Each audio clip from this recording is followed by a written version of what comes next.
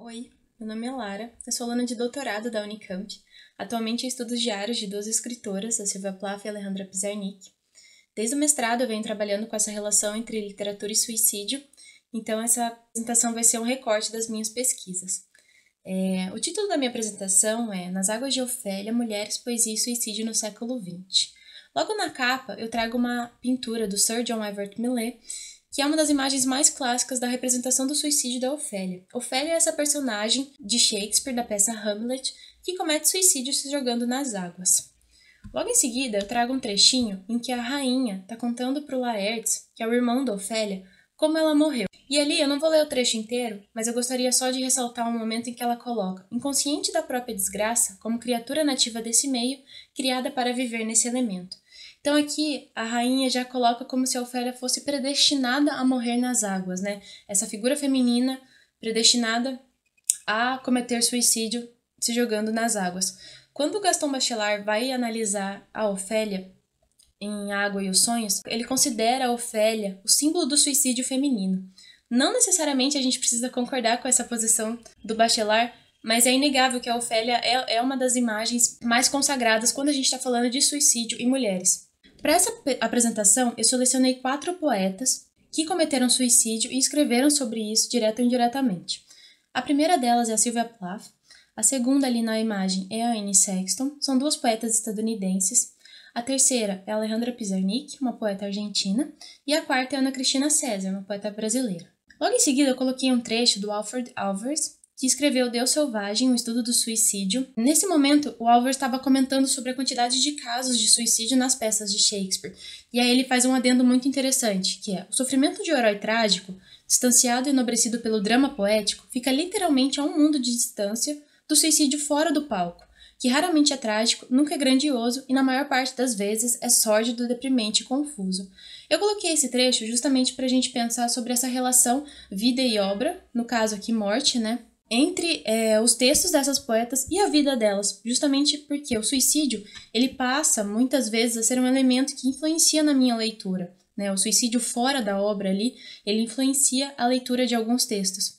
Então, para isso, continuando, eu trago aqui um trecho do Gaston Bachelard, que já foi mencionado, que vai ser uma das minhas principais fontes teóricas para falar sobre a água. Logo na apresentação do livro dele, ele vai criar essa metapoética da água, que seria o modo como ele vai analisar o elemento nos textos. Então, para ele, a água já não é apenas um grupo de imagens, ela vai servir como um suporte, um aporte, ou seja, um meio para chegar a um determinado fim em um texto.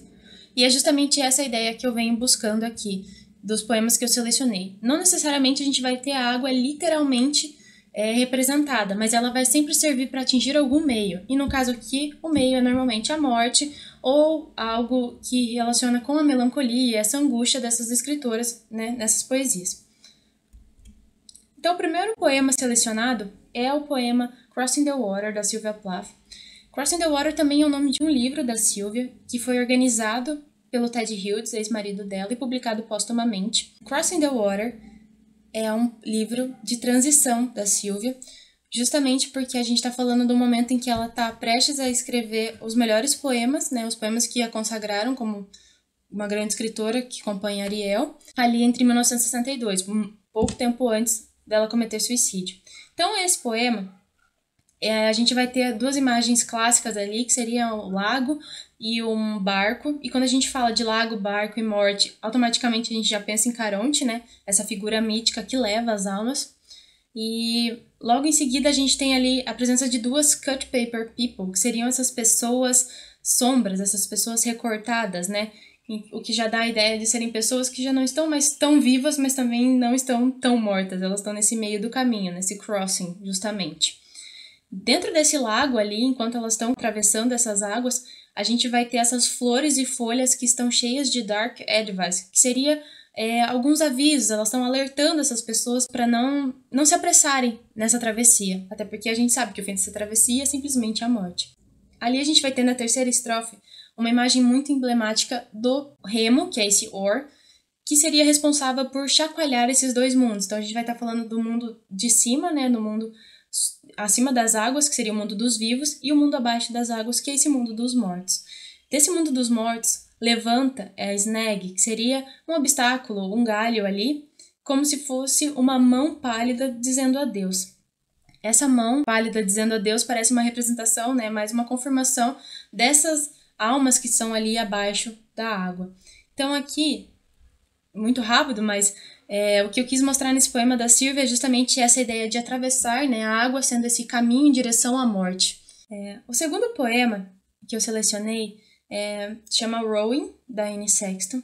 Rowing está incluso no livro The Awful Rowing Toward God, que foi o último livro da Anne Sexton. Esse livro, em tradução assim livre, seria Terrível Remar em Direção a Deus, algo nesse sentido. Ele foi planejado para ser publicado após o suicídio da Anne Sexton, então ela já confirmou isso em entrevistas, que ela só queria que fosse publicado depois que ela se matasse. O livro começa com o poema Rowing, que seria remar, e termina com Rowing Endeth, que seria o fim desse ato de remar, né? Então aqui eu trouxe só um recorte do primeiro poema. Pouco antes ali dessa estrofe, desse verso, ela coloca que ela começou a remar aos 19 anos, e aqui a gente vai ter uma ideia que esse remar pode ser esse caminho em direção à morte, né? Provavelmente o início das tentativas de suicídio também. E ela vai colocar, eu estou remando em direção, né, a esse Deus, essa é a ideia do poema todo. Logo em seguida a gente vai ter Sea, Blinks and Rolls. Ela vai personificar o mar, dando essa características de um globo ocular que está ali piscando e rolando os olhos, preocupado. E também a ideia do vento, logo em seguida, que vai estar puxando ela de volta. Então aqui tanto o mar quanto o vento parecem essas imagens da natureza que querem impedir que ela atravesse, né, as águas em direção a Deus. Essa ideia de atravessar em direção a Deus é também um atravessar em direção à morte, né? Ela tentando morrer. Eu coloquei em negrito ali no final o verso em que ela coloca por que ela está fazendo isso, né? Que ela quer ir em direção a essa ilha, que seria Deus, para se livrar do rato que está dentro dela, esse rato que está roendo ali ela. Que seria uma metáfora, uma imagem para a melancolia, para essa angústia que ela sente, né?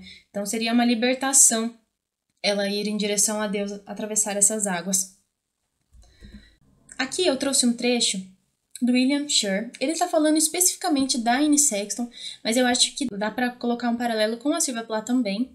E Sylvia Plath e Anne Sexton, além de serem estadunidenses, elas tiveram uma proximidade, né? Elas fizeram um curso de escrita juntas.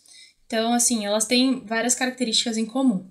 William Scher vai tentar enfatizar essa dualidade do mar para Anne Sexton, né?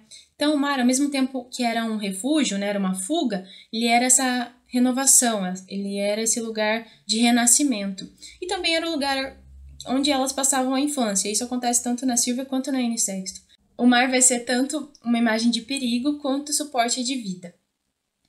E ali, por fim, ele coloca que na maior parte da poesia dela, no caso, porque ele está falando da Anne Sexton, o mar vai ser esse cenário para a jornada da alma.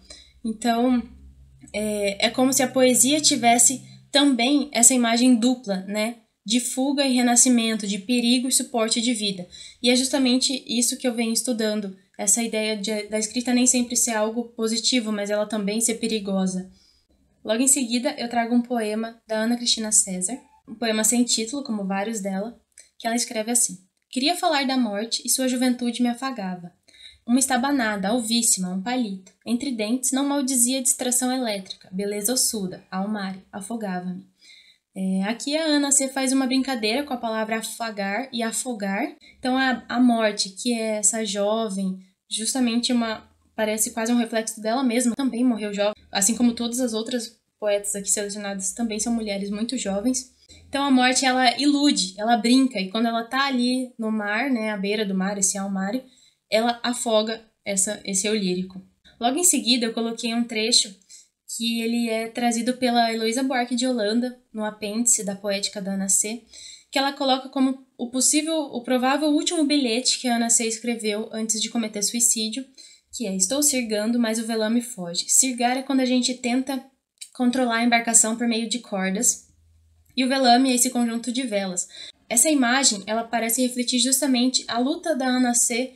contra a morte, né? Ou talvez contra a vida também, porque ela tá tentando manter o controle, mas ela não consegue, o velame foge, né? Então ela perde o controle ali, mesmo que ela tente sirgar, ela não consegue. Essa ideia de tentar o controle e não conseguir também vai ao encontro ali da ideia da morte afagar e ao mesmo tempo afogar, né? Ela fica nesse perigo das duas imagens possíveis da água. E desse perigo das águas, a gente vai ter o naufrágio, né? Alejandra Pizarnik, ela mesma se considerava uma náufraga. Ela é vista como uma náufraga por alguns críticos também. Essa imagem é bem recorrente quando a gente estuda a poeta. E aqui eu trouxe um trecho de um poema chamado Puerto Adelante, que seria esse porto adiante, né? Esse porto à frente, do primeiro livro de poesia da Alejandra, publicado em 1955, em que ela vai colocar, é um poema em prosa, né, bem longo, aqui é só um recorte, em que ela vai falar dessa imagem do porto, que é justamente esse limite, né, o porto é um limite entre a terra e a água, que ela está caminhando em direção a esse porto. E aqui a gente vai ter algumas características específicas do texto. Por exemplo, o uso de reticências, a gente vai ter essa repetição de reticências, que justamente enfatizam o ato de caminhar, né, dela seguir nesse caminho, e o sim no início de todos os parágrafos ali, né, de todos os versos. Então, o sim é uma confirmação desse caminho que ela deve seguir, então é uma confirmação tanto para o leitor que está ali, mas também para si mesma, né? Sim, você deve continuar, sim, você está sozinha ali, a gente tem no segundo parágrafo desse recorte. Você deve seguir caminhando, é isso que ela vai falando. E no final ela coloca que você deve seguir caminhando para tirar essa âncora, né? Você precisa tirar essa âncora. No momento que você tira a âncora de uma embarcação, ela tá livre para seguir, né? E é justamente é isso que ela busca, é isso que esse eu lírico tá buscando. Eu preciso seguir. Quando você segue sem conseguir voltar, é você não ter mais o controle, é você abdicar de ter o controle, que seria a luta que a Ana C. falava ali no poema anterior. Por fim, eu trago um questionamento do Bachelard muito interessante, falando sobre essa ideia de morte e águas e navegações, né? Não terá sido a morte o primeiro navegador?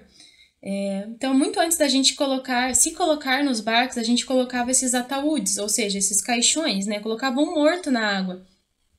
Então, a morte não seria a nossa última viagem, a morte seria a primeira viagem, já que ela foi uma das primeiras coisas colocadas ali nos barcos, né? Ela seria essa primeira viagem verdadeira.